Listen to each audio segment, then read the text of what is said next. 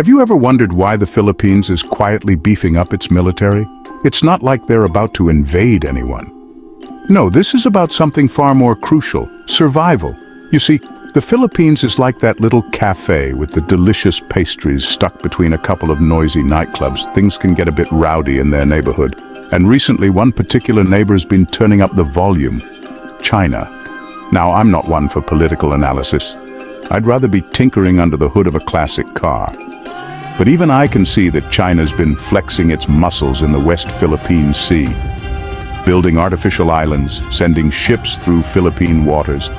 It's enough to make anyone nervous. And the Philippines, well, they've decided they're not going to be pushed around anymore. This isn't about picking a fight. This is about self-respect. It's about being able to defend your own backyard. And that's why the Philippines has been on a shopping spree lately, picking up shiny new military hardware: fighter jets, warships, missiles, the works. They're basically turning their military into a well-stocked toolbox ready for anything. But it's not just about the toys. The Philippines is also training its soldiers harder, learning from the best in the world. They're like the quiet kid in class who suddenly reveals they've been secretly training in martial arts. Don't underestimate them. Right, let's talk hardware. The Philippines has been on a spending spree, and they've got some impressive new kit to show for it. We're talking South Korean FA-50 fighter jets. Those are nimble little birds, perfect for patrolling their airspace. Then there are the frigates from France, bristling with missiles and ready to show anyone that messing with the Philippines is a bad idea. And it's not just about buying off the shelf, they're also upgrading their existing equipment. Think of it like taking an old Land Rover, stripping it down and rebuilding it with a powerful new engine and all the latest gadgets. Suddenly, that old dog can keep up with the big boys. This modernization is a game changer. It sends a clear message: the Philippines is no longer a soft target. They're not looking for a fight, but they're ready for one if it comes knocking. It's like putting a "Beware of Dog" sign on your gate. It doesn't mean you want to attack anyone, it just means you're prepared to defend your property. Now, anyone who knows anything about cars will tell you that it's not just about horsepower. You need a skilled driver to handle all that power. Same goes for the military. The Philippines knows that fancy new weapons are useless without the right people to operate them. That's why they've been investing heavily in training. We're talking joint exercises with allies like the US and Australia, learning from the best in the business. They're sending their soldiers to top-notch military academies, turning them into highly skilled professionals. Think of it like sending your mechanics to Ferrari or McLaren for advanced training. They'll come back knowing how to handle anything.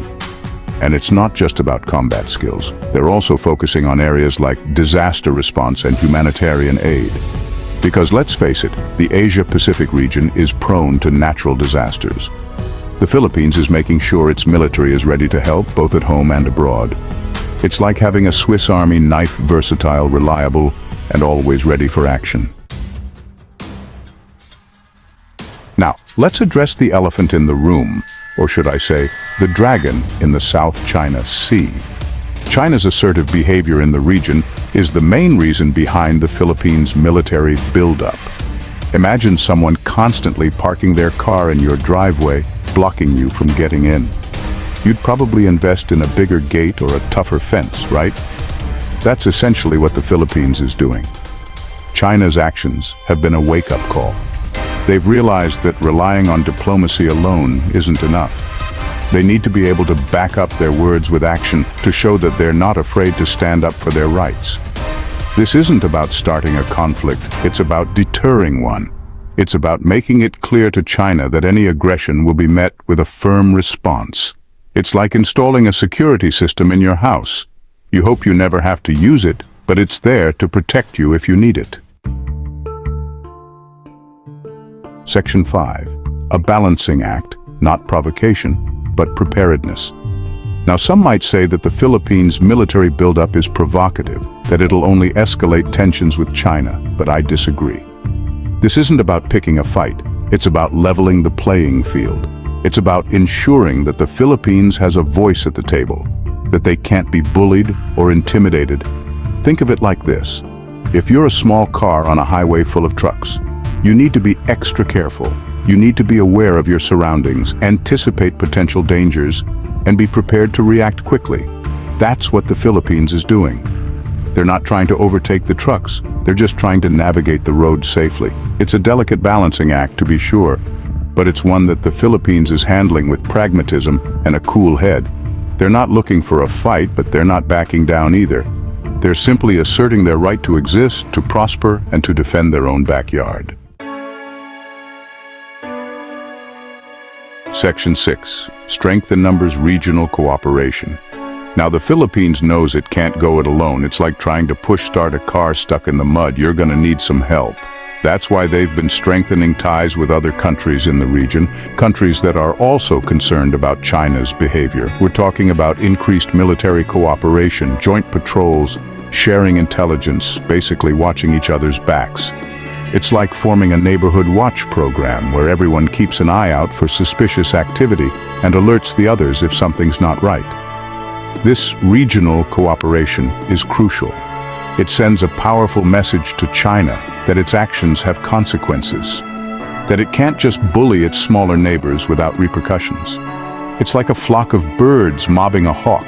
Individually, they're no match, but together, they can drive the predator away. Section 7. Economic implications, security and prosperity. Here's the thing about security. It's not just about guns and tanks. It's about creating an environment where people feel safe to live, work, and invest. And that's where the Philippines' military buildup comes in. By strengthening its defenses, the Philippines is sending a message to the world. We are open for business, and we are serious about protecting our interests.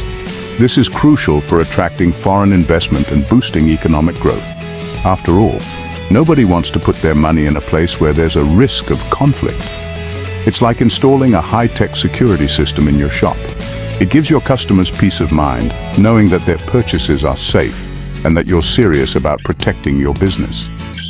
In the same way, the Philippines' military modernization is an investment in its own future, a down payment on a more prosperous and secure tomorrow. Section 8. The human element, pride and professionalism. Now, let's not forget the human element in all of this. The men and women of the armed forces of the Philippines are the ones putting in the hard work, day in and day out, to defend their country. And this modernization effort is about more than just giving them better equipment. It's about recognizing their sacrifice and showing them that their efforts are valued. Think of it like giving your mechanics the best tools and training available. It shows them that you respect their skills and that you trust them to do the job right. In the same way, the Philippines' investment in its military is an investment in its people, a way of saying thank you for their service and dedication.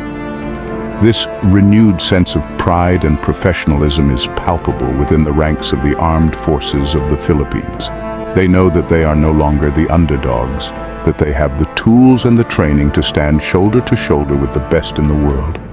And that, my friends, is a powerful deterrent in itself. Section 9. A safer tomorrow, the long view. So, what does the future hold for the Philippines and its military? Well, that's like asking me to predict the winner of the next Grand Prix. Anything can happen. But one thing's for sure, the Philippines is not standing still. They're constantly adapting, evolving, and preparing for whatever challenges lie ahead. This isn't just about China either. It's about building a stronger, more resilient Philippines, a country that can weather any storm, whether it's a natural disaster, a regional conflict, or a global pandemic. It's about ensuring that the Philippines has a voice on the world stage, that it can chart its own course and determine its own destiny. It's a long road ahead, but the Philippines is on the right track. They've shown the world that they are not afraid to stand up for what they believe in, that they are willing to fight for their future. And that, my friends, is something worth rooting for. Section 10. Keep wondering. The journey continues. Well, there you have it. A quick look at why the Philippines is beefing up its military. It's a complex issue with no easy answers. But one thing's for sure, it's a story worth paying attention to. So keep wondering, keep asking questions, and keep exploring the world around you. You never know what you might discover. Subscribe for more amazing content and keep wondering.